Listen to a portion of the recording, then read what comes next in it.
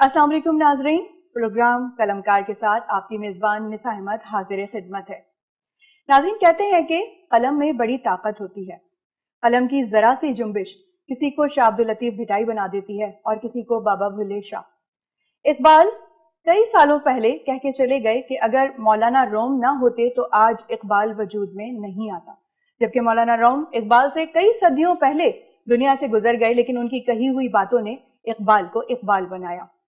नाजरीन, अगर मैं उर्दू नस्र की आसान जबान की बात करूं तो मीर अमन दहलवी का बहुत ही अहम किरदार रहा है, और इसी तरह से कई मुसन्निफीन और शोरा गुजरते हैं जिन्होंने उर्दू अदब में बहुत काम किया।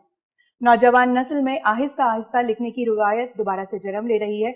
आज हमारा प्रोग्राम इसी सिलसिले की एक कड़ी है, और इसी सिलसिले में बात करने के लिए हमने अपने स्टूडियो में मौजूद मेहमानान ग्रामी को मदऊ किया है। तो हम बातचीत का आगाज करेंगे। सबसे पहले मैं तारुफ करवाना चाहूंगी, हमारे साथ मौजूद है जनाब डॉक्टर शाहिद ज़मीर साहब। डॉक्टर साहब के हवाले से बताना चाहूंगी कि 35 साल से उर्दू लुगत बोर्ड से आप वाबस्ता हैं। चीफ एडिटर उर्दू लुगत बोर्ड के अहदे पर आप अपने फराइज मनसबी अदा कर रहे हैं। इसके अलावा तनकीद और पाकिस्तान स्टडीज आपके खास शोबे हैं। इलेक्ट्रॉनिक मीडिया, ड्रामा नवेसी महबूब शोबा हैं आपके। 3 किताबें आपकी तैयार हैं जो कि जल्द ही मंजर आम पर आ जाएंगी। मजीद ये कि बड़े बड़े नाम जमील जालबी साहब, डॉक्टर अबुल सिद्दीकी, इसके अलावा डॉक्टर फरमान फताहपुरी साहब के साथ आपको काम करने के मौके मिले। हम इस हवाले से बात करेंगे। तो डॉक्टर साहब, आपको हम अपने स्टूडियो में खुशामदीद कहते हैं। अस्सलाम वालेकुम। वालेकुम सलाम, बहुत शुक्रिया। दूसरी मुअज़्ज़िज़ शख्सियत हैं किश्वर अदील जाफरी साहब। शायर हैं आप, ड्रामा निगार हैं, पाकिस्तान के नामवर टीवी चैनल्स के लिए ड्रामे प्रोड्यूस कर चुके हैं और लिख भी चुके हैं। इसके अलावा 200 से ज्यादा आप टीवी ड्रामे आपके ऑन एयर भी आ चुके हैं। शायरी की किताब भी आपकी जल्द मंजर आम पर आ रही है। और इसके अलावा एक बहुत अहम काम जिसके ऊपर हम बात करेंगे, आदाब इंटरनेशनल के नाम से आप अपनी तंजीम चला रहे हैं, और इसी नाम से आपका एक सहमाई पर्चा भी बिल्कुल मंजर आम पे आने वाला है। हम इसके हवाले से बात करेंगे। 50 से ज्यादा मुशायरे आप अपनी ज़ेरे निगरानी करवा चुके हैं। अभी पिछले दिनों ही कुल पाकिस्तान 2 रोज़ा मुशायरा हुआ जिसमें जश्न शादाब एहसानी के नाम से जो कि रखा गया, उसमें आपने शादाब साहब को खराज तहसीन भी पेश किया। तो किश्वर अदील जाफरी साहब, आपको खुशामदीद हमारे वीनस के स्टूडियो में। कैसे हैं सर आप? अल्हम्दुलिल्लाह, बिल्कुल ठीक हूँ। आपका शुक्रिया और आपके चैनल का शुक्रिया कि आपने दावत दी। गुफ्तगू का आगाज मैं डॉक्टर साहब आपसे करना चाहूंगी।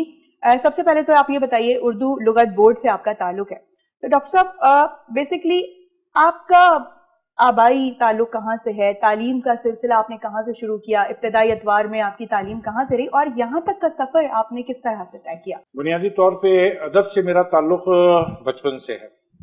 उसकी एक बड़ी वजह यह है कि हमारे घर में सहमाइश सीप के नाम से जो एक अदबी रिसाला है, वो हमारे यहाँ बचपन से आता था, और उसके जो मुदीर थे, मुदीर आला जनाब नसीम दुरानी साहब हयात हैं, और अब तक वो पर्चा निकाल रहे हैं। और वो पर्चे की खास खूबी ये थी कि वो नौजवान नस्ल को प्रमोट किया करता था। तो जब भी हमारी वालदा वहाँ अपने भाई के घर जाना होता था तो वो 1-2 शुमारे हमारे घर आ जाते थे। लेकिन हम छोटे थे, 6ठी 7वीं में, लेकिन हम नहीं समझते थे ये क्या है। लेकिन अल्हम्दुलिल्लाह जब तक हम 8वीं या 9वीं जमात में पहुंचे हैं तो हमें एहसास हुआ कि ये कुछ कहानियां हैं जो हमारे यहाँ माशरे की अक्कासी करती हैं। तो वो एक शौक बचपन से डेवलप हो गया, यानी घर से ही आपको आपकी दिलचस्पी को डेवलप किया गया, परवरिश मिली। तो उसके बाद हुआ ये कि जब मैं और मजीद आगे आता हूँ कि जब मैं MA उर्दू नहीं किया था, तो उससे पहले यानी 1978 में मैं सीप के दफ्तर में एज ए प्रूफ रीडर मैं दाखिल हो गया था।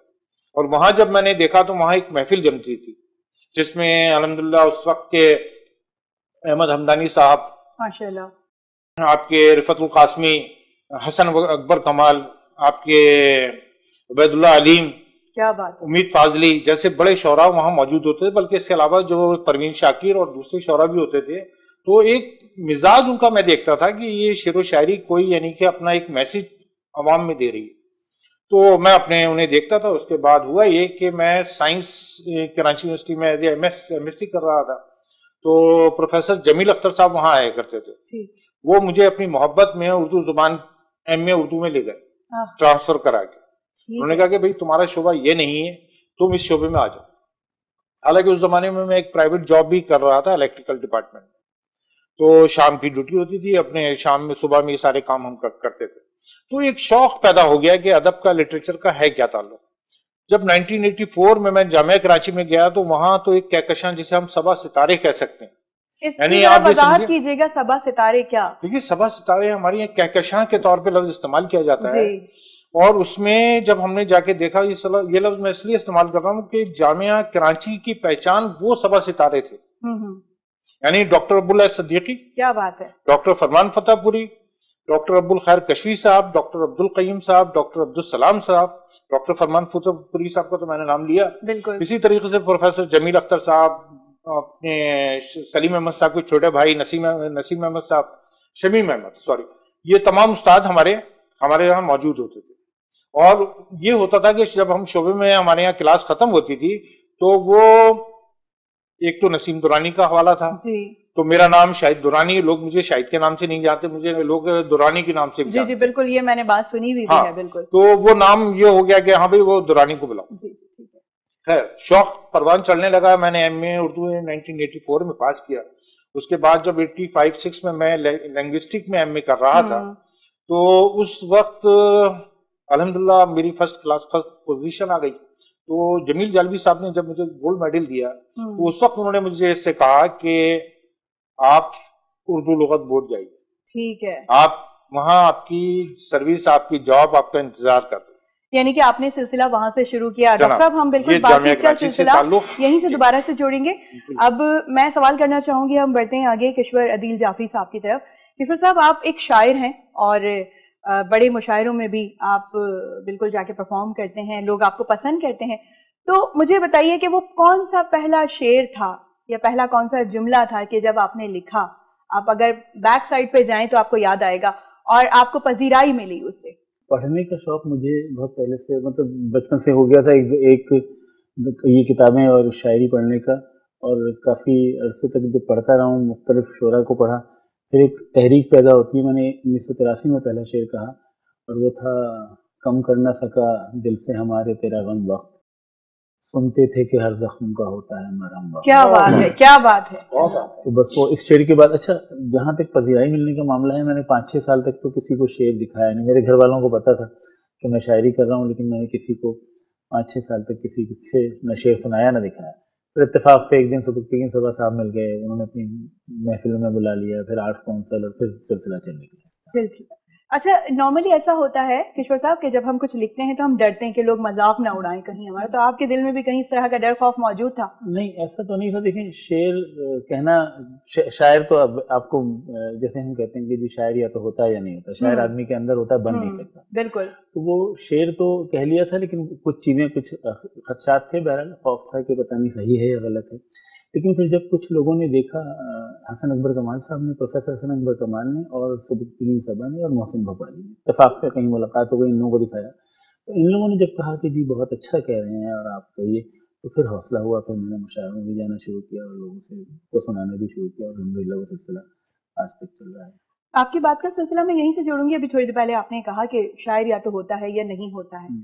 اکثر لوگ یہ سوال پوچھتے ہیں کہ شاعری ہوتی کیسے، ہمیں بھی سکھا دیں. تو کیا یہ سیکھنے والی چیز ہے؟ اچھا شاعری سیکھنے والی چیز نہیں ہے، شاعر تو بائی برتھ ہوتا ہے آدمی. بالکل. اچھا سیکھنے والی چیزیں اس میں اس کے تکنیکی معاملات ہیں، عروض سکھائے جا سکتے ہیں، بہر سکھائی جا سکتی ہے، وزن کرنا شاعر کو، اس کے تکنیکی معاملات سارے، قافیہ ردیف کی سارے معاملات تکنیکی سکھائے جا سکتے ہیں جو استاد سکھاتے ہیں. لیکن شعر اور اس کا جو شاعر جو ہوتا ہے وہ شعر اس کے اندر ہی ہوتا ہے. وہ شاعر میں نہیں سمجھتا، باقی تو اساتذہ بتا سکتے ہیں، میں نہیں سمجھتا کہ شاعری سکھائی جا سکتی ہے. اگر کوئی شاعر نہیں ہے بائی برتھ اندر سے تو وہ شاعری نہیں سکھائی جا سکتی. ہم جب جو دیکھتے ہیں نا اساتذہ اصلاح کرتے ہیں تو وہ مصرع وزن میں نہیں ہوتا، اس میں اصلاح کر دی جاتی ہے، وہ تلفظ صحیح سکھا دیا جاتا ہے، لیکن شاعری کرنا نہیں سکھایا. یہ خدا داد صلاحیت ہوتی ہے لوگوں میں، بائی برتھ ہوتی ہے. بالکل. ڈاکٹر صاحب میں آپ کی جانب پڑھوں گی، اردو لغت بورڈ سے آپ کا تعلق ہے. آپ مجھے بتائیے گا کہ اردو ادب کی اس وقت اردو لغت بورڈ کیا خدمت انجام دے رہا ہے؟ دنیا میں اردو زبان آج تیسرے درجے کی شمار کی جاتی ہے. بالکل. تو میں یہ کہوں گا کہ بر صغیر میں، یعنی ہندوستان پاکستان اس میں شامل ہے، ہندوستان میں اتنا بڑا کام نہیں ہوا کہ جتنا بڑا پاکستان میں کام ہوا. اردو لغت بورڈ بنیادی طور پہ 1958 14 جون 1958 کو وجود میں آیا. उस वक्त इसका नाम था तरक्की उर्दू बोर्ड, और इसको जोश मली आबादी साहब ने प्रेसिडेंट ऑफ पाकिस्तान को एक तजवीज़ पेश की कि भाई उर्दू की तरक्की के लिए आपने क्या काम करना है। तो जो रेजोल्यूशन पास हुआ वो UDB के नाम से, उर्दू डेवलपमेंट बोर्ड के नाम से। ठीक। मैं इस बात को और आगे लेके चलता हूँ कि जो आज पाकिस्तान में तमाम बड़े इल्मी और तहकीकी इदारे काम कर रहे हैं, सब ये उसी की तहरीक का में वजूद में आए। ठीक है, यानी मुख्तरा कौमी जुबान, उर्दू साइंस बोर्ड, क्योंकि जोश साहब ने तजवीज़ ये दी कि आप उर्दू की तरक्की के लिए क्या काम करना चाहते हैं। आप कितने साल पहले की बात कर रहे हैं? ये 1958 तो ये रेजोल्यूशन पास हुआ। उर्दू लुगत बोर्ड में मौलवी अब्दुल हक साहब को एज ए मुदीर आला नॉमिनेट किया गया, मुंतखब किया गया। जोश मली आबादी उसके एडवाइजर थे, मुशीर थे। शानुल हक खाकी साहब बुनियादी तौर पे प्रैक्टिकल वर्क ज्यादा करते थे, जुबान और अदब के हवाले से ज्यादा जानते थे। और ये भी बताता चलूं कि डॉक्टर शानुल हक खाकी साहब ने 17 साल इस इदारे को दिए, 1 रुपया नहीं लिया। अच्छा। उर्दू नामा के नाम से एक पर्चा निकाला गया 1959 में, ताकि उर्दू लुगत के या उर्दू के मसाइल पर बात की जा सके।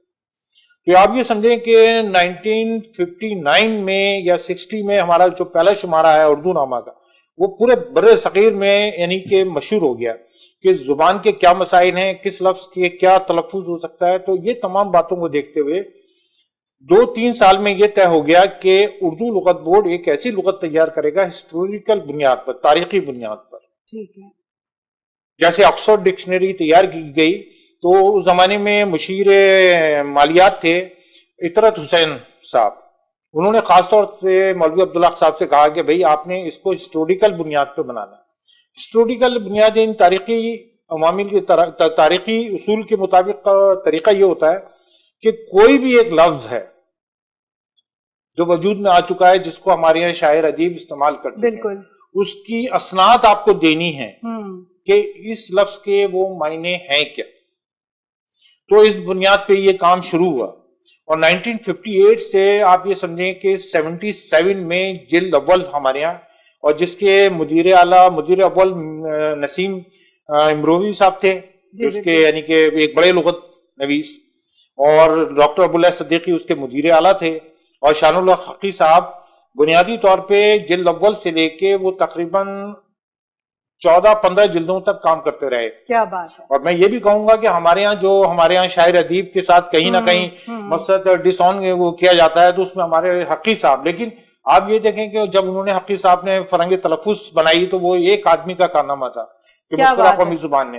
तो मैं उर्दू लुगत बोर्ड की तरफ आता हूँ कि उसकी वजह से, और ये प्रोजेक्ट 2010 में मुकम्मल हुआ। शुरू में प्रोग्राम ये था कि ये 12 जिल्दें या 14 जिल्दों में हमारा काम खत्म हो जाएगा। अच्छा, उसका तरीक़ेकार ये हुआ कि उर्दू लुगत बनाई कैसे जाती। ठीक है डॉक्टर साहब, आपने दरमियान में एक बात की तो उसका तसलसल मैं जोड़ना चाहूंगी किशोर साहब के साथ, कि जैसे कि आपने कहा कि एक नया कोई लफ्ज डिक्शनरी में इजाफा होता है, आप मुशायरों में जाते हैं और बाकायदा तौर पे अदायगी के साथ अदा करते हैं और बहुत ज़बरदस्त तरीके से परफॉर्म कर रहे होते हैं। तो मैं अभी हम ब्रेक पे जाएंगे, उसके बाद आपसे ये गुफ्तगू का सिलसिला मैं जारी रखूंगी कि तलफ़ुज़ कितना ज़्यादा मायने रखता है लोगों के सामने बात करने में। तो नाज़रीन कहीं भी नहीं जाइएगा, हम बातचीत का सिलसिला अपना यहीं से जारी रखेंगे। डोंट गो एनीवेयर, बस अभी हम आते हैं छोटे से ब्रेक के बाद।